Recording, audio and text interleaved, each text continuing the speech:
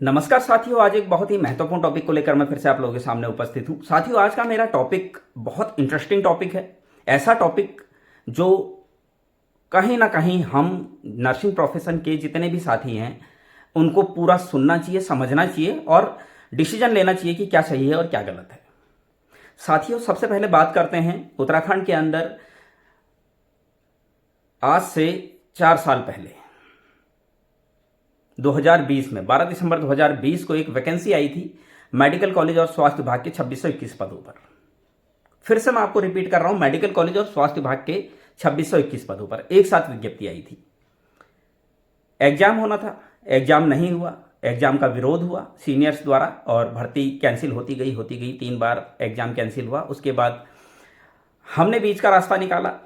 जो हमारे सीनियर्स थे वो नियमितीकरण की लड़ाई लड़ रहे थे। उस समय एनएचएम वाले जो थे वो नियमितीकरण की लड़ाई लड़ रहे थे।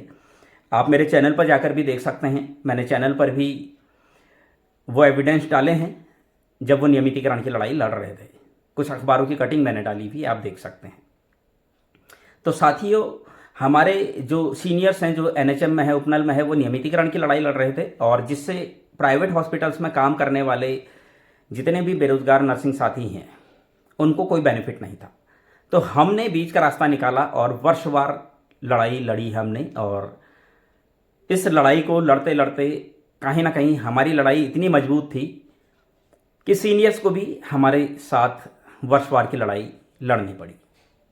उसके बाद साथियों, मेडिकल कॉलेज और स्वास्थ्य विभाग के 2621 पदों पर जब वर्षवार की लड़ाई लड़ रहे थे तो संगीता मैम और स्वाति मैम ने हाई कोर्ट में एक केस डाला।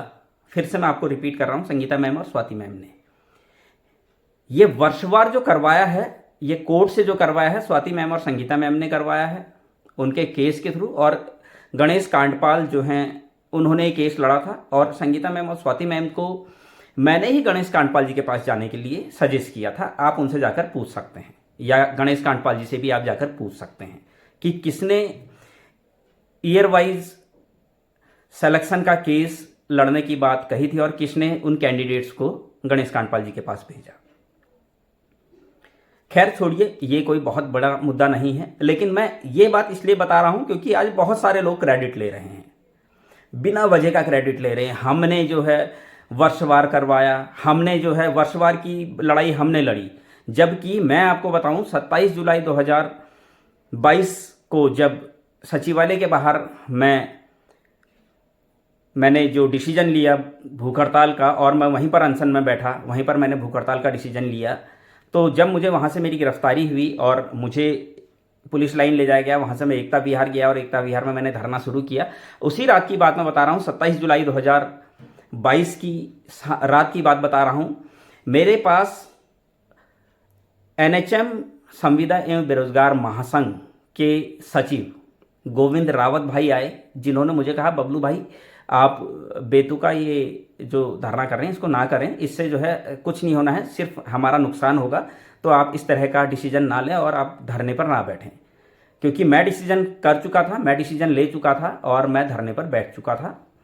उसके बाद मजबूरन फिर उन लोगों को भी, जितने भी बाकी लोग हैं जो मेरा विरोध कर रहे थे, सब लोग अगले दिन आए और सभी लोगों ने मुझे, चाहे वो हेमा आर्या जी हैं या फिर बाकी लोग हैं एनएचएम वाले, जितने भी लोग आए उन्होंने मुझे यही कहा कि भाई ये गलत चीज़ है, हड़ताल मत करो, इस तरीके से यहाँ धरने पर मत बैठो, इससे कोई फ़ायदा नहीं होगा। लेकिन मैं अपनी बात पर अड़ा रहा और धरना शुरू कर दिया। फिर परिस्थितियाँ कुछ ऐसी हुई, मेरा विरोध वहाँ पर हो रहा था, मैं कोई भी काम कर रहा था तो उसके अगेंस्ट काम किया जा रहा था। ज़बरदस्ती मेरी भूख हड़ताल तोड़वा दी गई, मुझे झूठ बोल कर कि वर्षवार हो गया है और ज़बरदस्ती मेरी भूख हड़ताल तोड़वाई, जिससे परेशान होकर मुझे वहां से उठकर जाना पड़ा और हल्द्वानी में धरना शुरू करना पड़ा। ये आप किसी से भी पूछ सकते हैं। यहां तक कि जब तक वहां धरना चला, एक ही जो भी वहां नेतृत्व कर रहा था वो एक ही बात हमेशा कहता था कि मैं यहां कभी बैठना ही नहीं चाहता था, बबलू मुझे यहां जबरदस्ती बिठा गया। तो आज कैसे कह रहे हैं कि हमने वर्षवार की लड़ाई लड़ी? आपकी मजबूरी थी कि आपको वहां बैठना पड़ा। और धरने पर वहां कौन बैठा रहा ये सभी जानते हैं। संजय नौटियाल और प्रीतम, 2 शख्स ऐसे थे जो हमेशा दिन रात वहां बैठे रहते थे, ये सभी ने देखा है। मैं एक ही बात कहता हूं कि सच बोलने में गुरेज नहीं होना चाहिए, सच बोलना आना चाहिए, और इस लड़ाई को लड़ा गया। साथियों, ये बातें इसलिए बता रहा हूं क्योंकि सभी लोगों को, प्रदेश में जितने भी लोग मेरे इस वीडियो को देखते हैं, उनको चीज़ें पता होनी चाहिए, सच क्या है क्या नहीं। एक बात और बताना चाहता हूं साथियों, आज सबसे बड़ा मुद्दा मेडिकल कॉलेज के 1455 पदों पर जल्द से जल्द भर्ती प्रक्रिया पूर्ण कराना नहीं है। आज हमारे जितने सीनियर्स हैं और जो गवर्नमेंट जॉब कर रहे हैं, जो गवर्नमेंट एम्प्लॉय हैं, सरकारी सेवाओं में पहले से हैं और जो अभी लगे हैं, इन लोगों का एक ही मकसद है, चुनाव कैसे संपन्न कराया जाए। जबकि इनकी प्राथमिकता होनी चाहिए थी मेडिकल कॉलेज के 1455 पदों पर जल्द से जल्द भर्ती प्रक्रिया पूर्ण हो। लेकिन कोई भी इस मुद्दे को नहीं उठा रहा है। क्यों? आखिर ऐसी क्या वजह है? क्या मेडिकल कॉलेज में जो जितने भी हमारे नर्सिंग साथी सरकारी सेवाओं में आएंगे, क्या उनका अलग संगठन बनेगा? अगर नहीं, तो फिर क्यों मेडिकल कॉलेज की पदों की बात नहीं की जाती है? ये बहुत बड़ा मुद्दा है साथी। आज हर कोई सिर्फ एक बात कर रहा है कि चुनाव कैसे पूर्ण हो। तो मैं आज एक चीज कहना चाहता हूं। मेरी बात मीनाक्षी जथमोला जी से भी हुई, जो उत्तराखंड नर्सेज सर्विसेज एसोसिएशन की प्रदेश अध्यक्ष रही, प्रांतीय अध्यक्ष रही पूर्व में। अभी तो कार्यकारिणी भंग हो चुकी है, तो लास्ट में जो अभी लिस्ट थी प्रदेश अध्यक्ष, उनसे मेरी बात हुई और मैंने चुनाव अभी कैंसिल कराने की बात कही। मैंने कहा जब तक मेडिकल कॉलेज के 1455 पदों पर भर्ती प्रक्रिया पूर्ण नहीं हो जाती, तब तक इन चुनावों को कैंसिल कराया जाए। उसके बाद जब मेडिकल कॉलेज के 1455 पदों पर भर्ती प्रक्रिया पूर्ण हो जाएगी, तब मेडिकल कॉलेज और स्वास्थ्य विभाग के एक साथ आप चुनाव करा दीजिए। ये ज़्यादा बेहतर होगा, क्योंकि ज़्यादा से ज़्यादा लोग प्रतिभाग कर पाएंगे। मैंने जब ये बात कही तो उन्होंने मुझे कहा कि आप एक लेटर दे दीजिए, और लेटर देने के बाद जो है मैं इस बात को समिति के पास रखूंगी। मैंने अपने वीडियो के माध्यम से भी इस चुनाव का बहिष्कार किया, इस चुनाव का विरोध किया। लेकिन उसके बाद फिर मैम का मुझे कॉल भी आया था और मैम ने कहा कि नहीं, अब हमारी मजबूरी है, ये है वो है। उन्होंने बहुत सारी चीज़ें बताई और हमें इलेक्शन कराने पड़ेंगे, जिसका कि मैं विरोध करता हूँ। मैं शुरू से ही इस चीज़ का विरोध कर रहा हूँ कि मेडिकल कॉलेज के 1455 पदों पर भर्ती प्रक्रिया पूर्ण नहीं हुई है, तो ऐसी स्थिति में आप चुनाव कैसे करा सकते हैं? क्या हमारा कोई वजूद नहीं है? इसका मतलब आप चाहते हैं मेडिकल कॉलेज और स्वास्थ्य विभाग टूट जाएं, दो अलग अलग टुकड़ों में बंट जाएं। कहीं ना कहीं नर्सिंग अधिकारियों को बांटने का काम कौन कर रहा है? सामने आप सभी के है।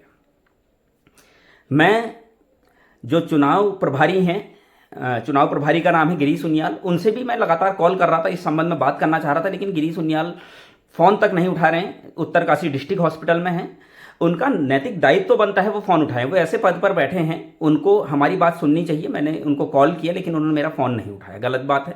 चलिए कोई बात नहीं, आप बिजी थे, आप कॉल बैक कर सकते थे, ठीक है, आपके पास समय नहीं था, लेकिन आपके पास कभी तो समय रहा होगा, कॉल बैक कर देते।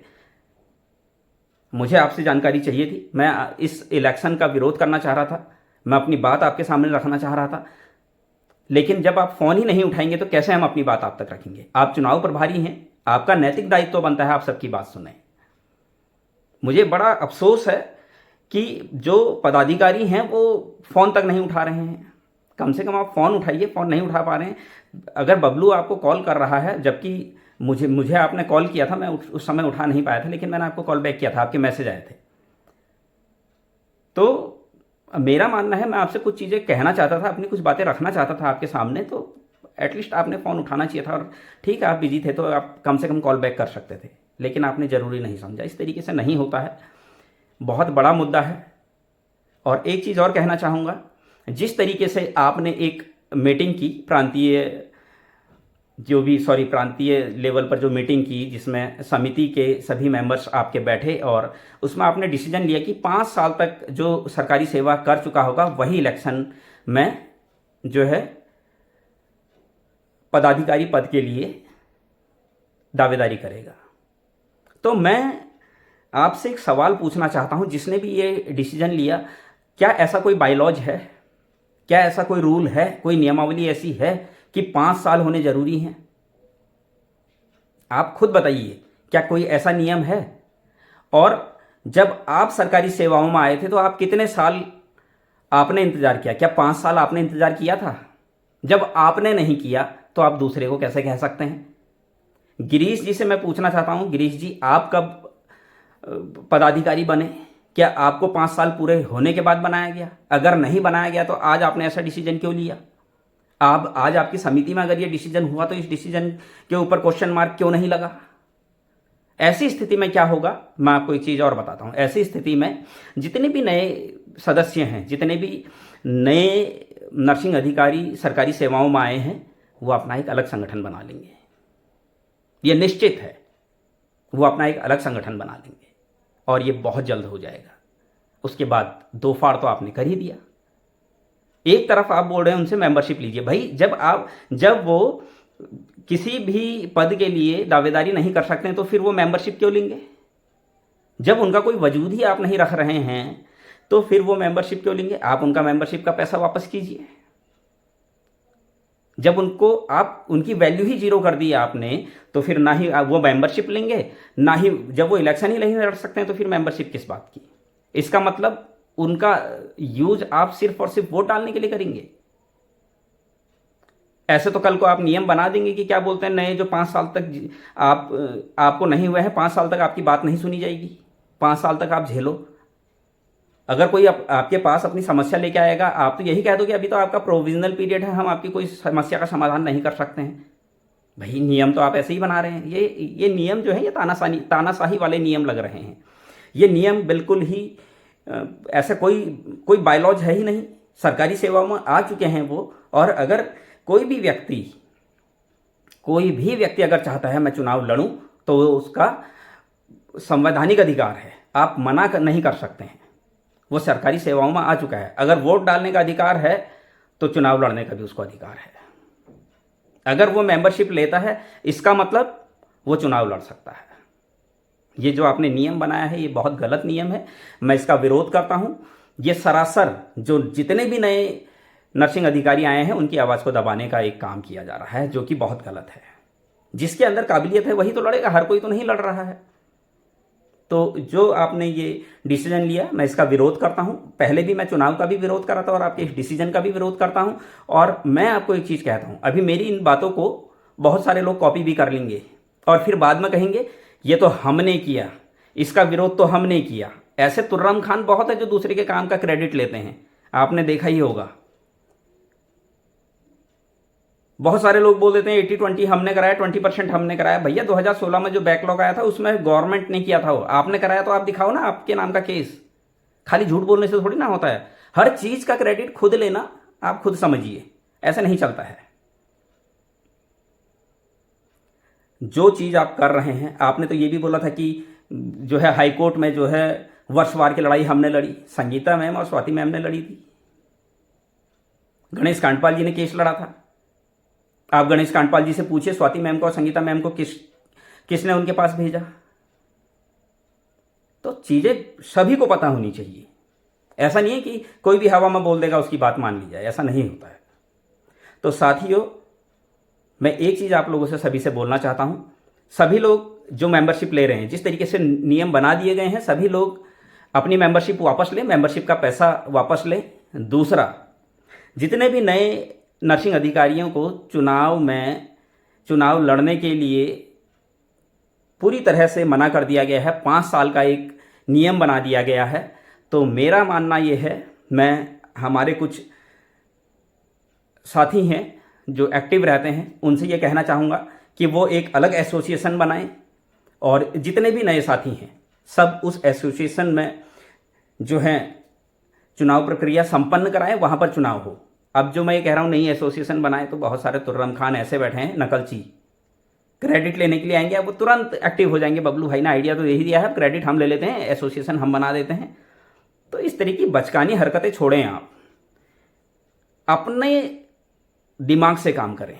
हम आइडिया दे रहे हैं, हम आपको बता रहे हैं, तब आप हमारी चीज़ों को कॉपी करके फिर पूरी दुनिया में ढिंडोरा पीटोगे कि नहीं ये तो मेरा आइडिया था, ये तो मैंने किया। तो इस तरह की हरकतें ना करें तो ज़्यादा बेटर है। और एक ही चीज़ मैं आप लोगों से कहूँगा कि नई एसोसिएशन बनाने की तैयारी की जाए। जितने भी 1376 लगभग 1376 भी नहीं, 1400 के करीब, 1400 के करीब जो है नर्सिंग अधिकारी अभी सेलेक्ट होकर आए हैं, चयनित होकर आए हैं। 1400 लोगों को अपनी एसोसिएशन अलग बनानी चाहिए।